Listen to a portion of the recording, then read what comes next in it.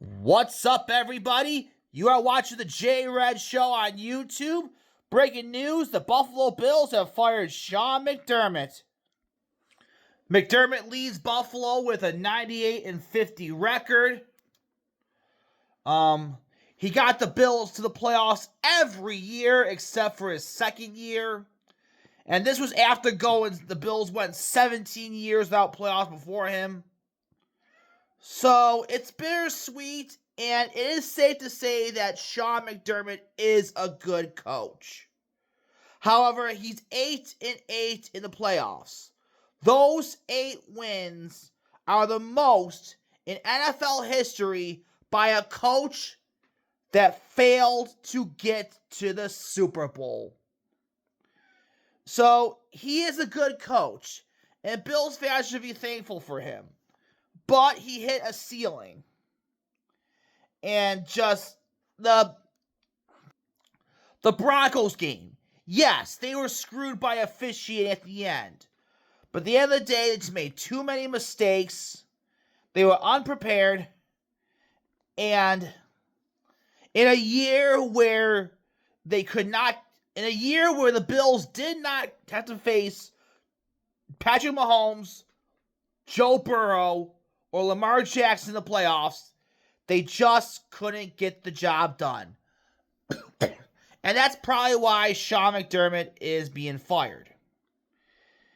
And it seems like he had a little bit of an argument, and there's been a little bit of dissension with general manager Brandon Beane. But Beane, while McDermott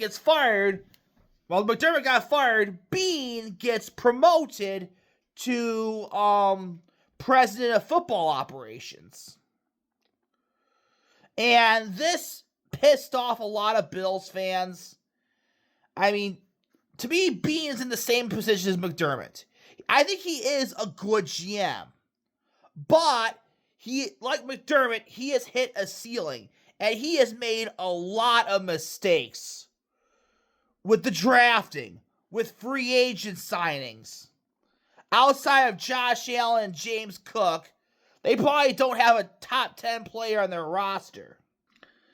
Now, if you want to give Beane the benefit of the doubt, it does sound like McDermott did have a large say in the roster. In the roster decision. So the hope is, now Beane is moved upstairs. He has full reign. He will conduct a coaching search and try the right coach in here to get the Bills on the top.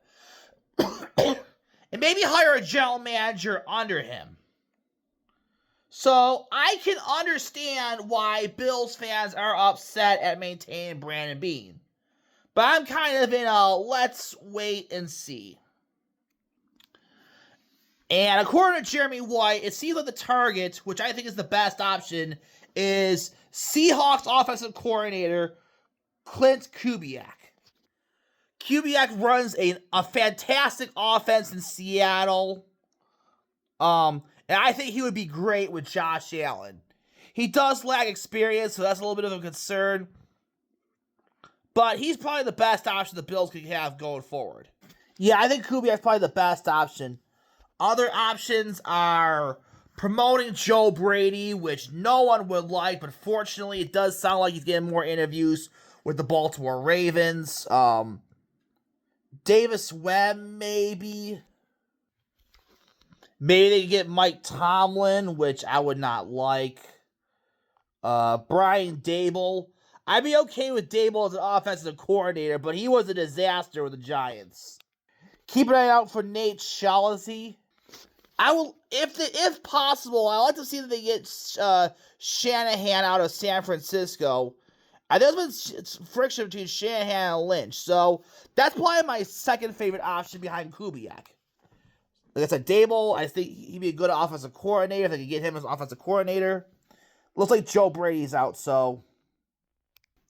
But back to McDermott. I mean, as I said earlier in the show, he is a good coach.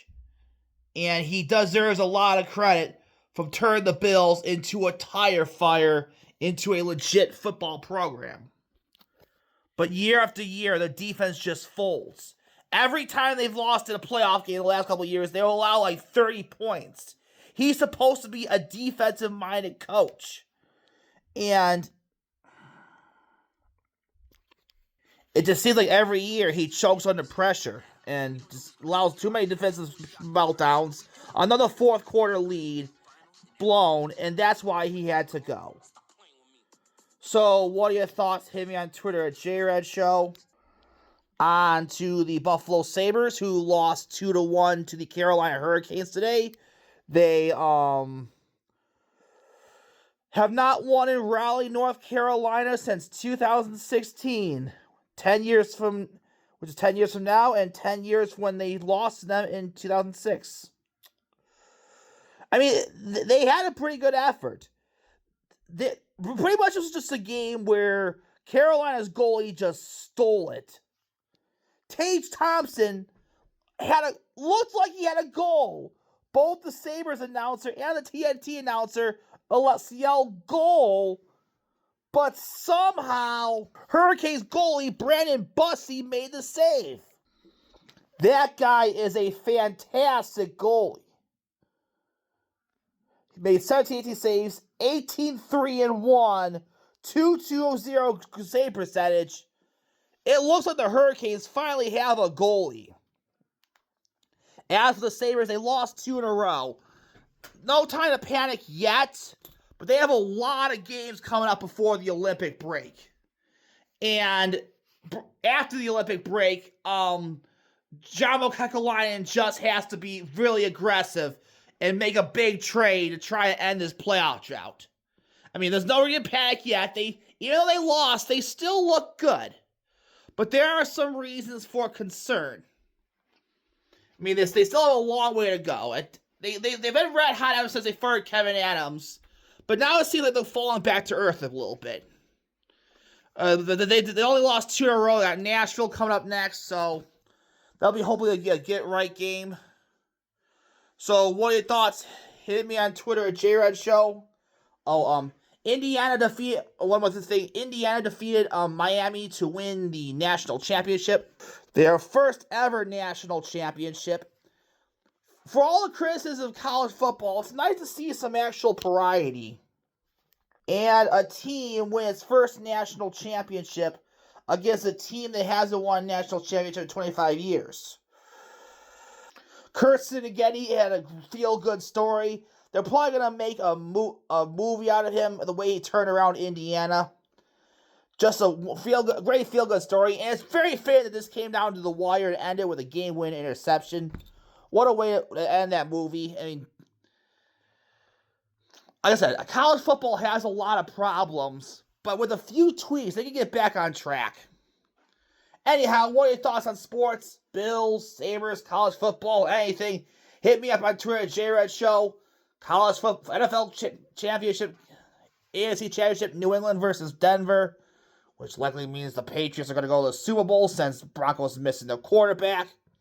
Seattle versus